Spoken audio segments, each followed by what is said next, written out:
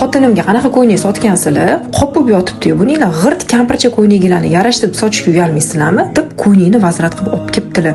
Ayollari uzr so'rab ming hijolat bo'lib bizga chiqdilar. Mo'y shok в шоке был тогда. Tasavvur qilib ko'ringlar, ayoli keng qopdek ko'ylak kiyganiga eridan shuncha gap eshitdik. Ishoninglar, nima deyishni ham bilmayapman. Nahotki shunaqa zamonga keldik.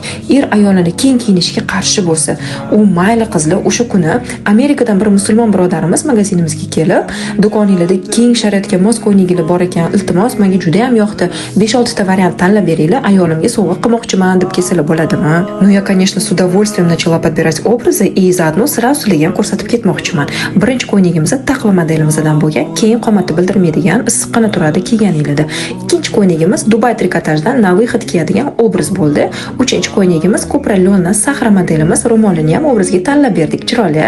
To'rtinchi ko'ylagimiz naturalniy Kupradan abayniy baza, orqasi oychali vishivkasi bilan. Beshinchi ko'ylagimiz viskozadan bo'lgan sharfi o'ziga tikilgan namaznikimiz har bitta ayoli garderobida bo'lishi shart. Oltinchi ko'ylagimiz Kupralondan tikilgan Sia modelimiz, stilni chiroyli turadi. Va oxirgi mundvoykamiz как sportivniy variant qilib kiysanglar bo'ladi. Endi qizlar etiklarcha qatta bizada kampircha ko'ylak ko'ryapsizlar va shu odamga men Allohdan faqat insof so'ragan bo'lardim.